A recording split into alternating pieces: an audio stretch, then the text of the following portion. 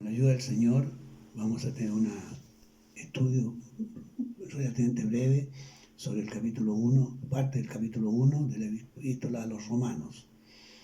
El primer versículo dice: Pablo, siervo de Jesucristo, llamado a ser apóstol, apartado para el Evangelio de Dios. Se presenta inequívocamente como el autor, usando el nombre con que fue más conocido, especialmente entre los que hablaban latín, como aquellos a los que escribe esta carta. Pablo tenía también un nombre judío, Saulo, siervo de Jesucristo, quiere decir esclavo de Jesucristo. Como esclavo no estaba facultado para hacer su propia voluntad, sino la de su amo y Señor. Así debe ocurrir con nosotros, que al aceptar la salvación ganada por Cristo, lo recibimos como Salvador y Señor. Buscar diligentemente la voluntad de Dios para nuestras vidas sobre la nuestra debe ser objeto de nuestra ferviente oración e incluye todos y cada uno de los aspectos de nuestra vida: servicio al Señor, profesión, matrimonio, lugar donde viviremos y todo otro aspecto. En cuanto a Pablo, su condición de siervo se manifestó en que fue llamado a ser apóstol o enviado especial del Señor para predicar el Evangelio, con una dignidad superior a la de cualquier maestro o predicador que no fuera apóstol. Por eso su número fue limitado y el oficio terminó cuando murió el último apóstol. Es una pretensión impía la de los que pretenden que el oficio ha sido restaurado en nuestro tiempo y usurpan el título de apóstol. Para ser apóstol, igual que todos los otros, tuvo que ser apartado o separado para este oficio especial por el Señor, para comunicar el Evangelio. Antes, como fariseo, se había separado para estudiar la ley de Moisés.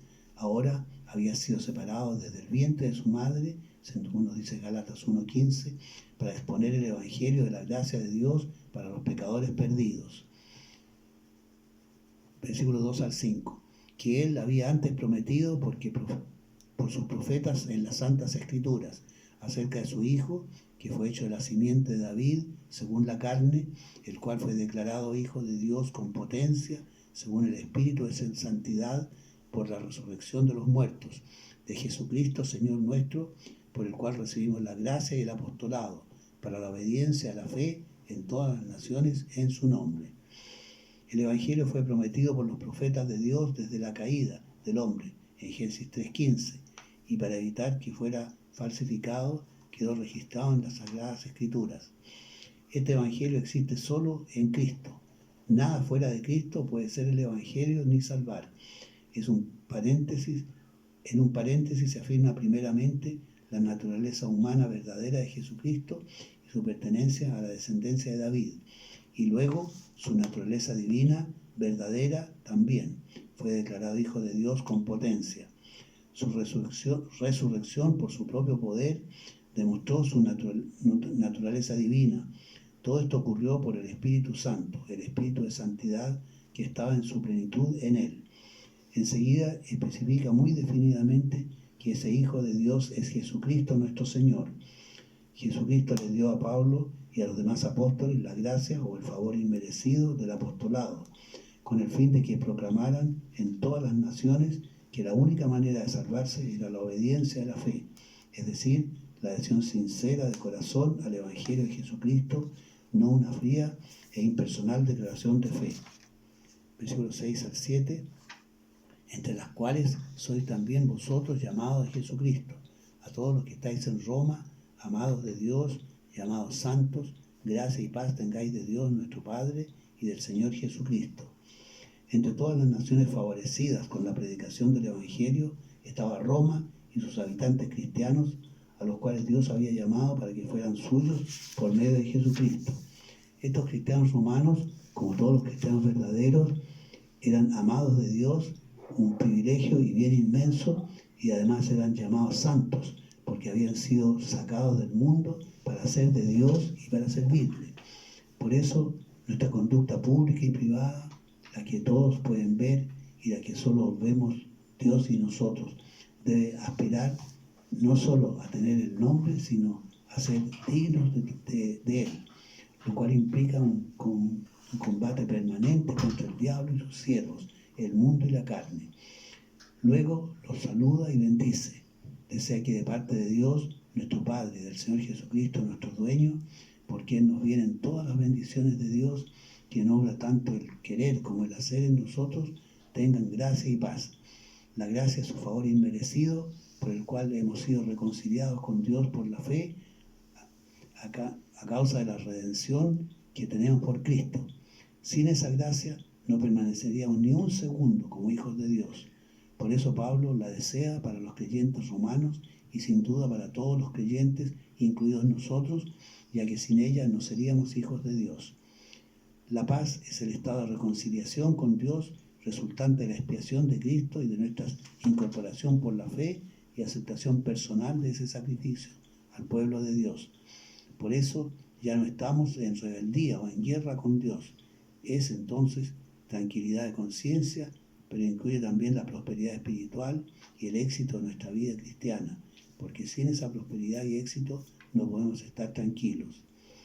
Los versículos 8 al 12 nos dicen: primeramente doy gracias a mi Dios por Jesucristo acerca de todos vosotros, de que vuestra fe es predicada en todo el mundo, porque testigo me es Dios, al cual sirvo en mi espíritu, en el evangelio de su Hijo, que sin cesar me acuerdo de vosotros siempre en mis oraciones, rogando si al fin algún tiempo haya de tener por la voluntad de Dios próspero viaje para ir a vosotros, porque os deseo ver, para repartir con vosotros algún don espiritual para confirmaros, es a saber, para ser juntamente consolado con vosotros por la común fe vuestra y juntamente mía.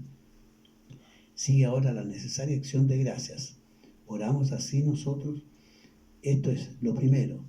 Habla de mi Dios, lo que se refiere a la íntima y estrecha comunión o relación personal que tenía con Dios, como debemos tenerla nosotros también. Este es otro privilegio que tenemos los creyentes. El Dios infinito, inmenso, inalcanzable para nuestra mente limitada, es nuestro Dios. Así que como el rey Ezequías dijo que Jehová era el Dios de Isaías y el rey Darío que era el Dios de Daniel, así lo es de nosotros también. Esta acción de gracias la da por medio de Jesucristo, nuestro mediador e intercesor con Dios. Por eso terminamos nuestras oraciones diciendo en el nombre de nuestro Señor Jesucristo. Era una acción de gracias por todos los creyentes romanos, porque la fe que ellos tenían y que Dios la da, viene de Él, no es un mérito personal, estaba siendo predicada por todas partes. El mundo entonces conocido.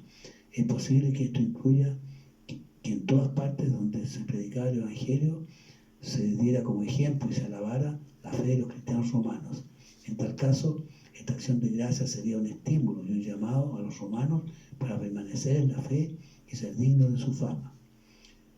Pone al mismo Dios a quien sirve en su espíritu, en su más íntimo ser, al predicar el Evangelio, por testigo de que ora por ellos sin cesar. Así debemos orar nosotros también por nuestros hermanos, y cuando lo decimos o nos piden que lo hagamos y nos comprometemos a ellos, debemos cumplir sin falta, sabiendo que Dios es testigo del cumplimiento de nuestro compromiso, pero no por deber, sino por amor, teniendo fe en el poder de Dios puesto en acción por nuestra oración. Su oración es muy específica, que Dios le abra la puerta para que pueda ir a verlos personalmente. Su deseo era tan grande que cada vez que oraba se acordaba de pedir por esto. Cuando escribe esta carta, seguramente no imaginaba en qué condiciones y cómo llegaría a Roma. Este deseo de Pablo no era un mero capricho o un deseo infantil, sino que tenía un propósito muy práctico y definido. Quería ir donde ellos para repartir dones espirituales y para confirmar y por lo tanto fortalecer su fe y devoción al Señor. En otras palabras, lo que desea ardientemente es que los cristianos romanos sean edificados en la fe, que es uno de los propósitos básicos de Dios para su iglesia, junto con la evangelización y la defensa de la fe. Repartir es dar de lo que uno tiene, lo que trae a nuestra mente que lo que recibimos de Dios no es para guardarlo egoístamente y orgullosamente solo para nosotros mismos, como hizo Israel en el Antiguo Testamento, sino para darlo, compartirlo con los demás. Y si esto vale para lo material, sin duda es aún mucho más válido para lo espiritual. Pablo no era un hombre orgulloso, que creía estar tan por encima de los cristianos comunes que no necesitaba nada de ellos.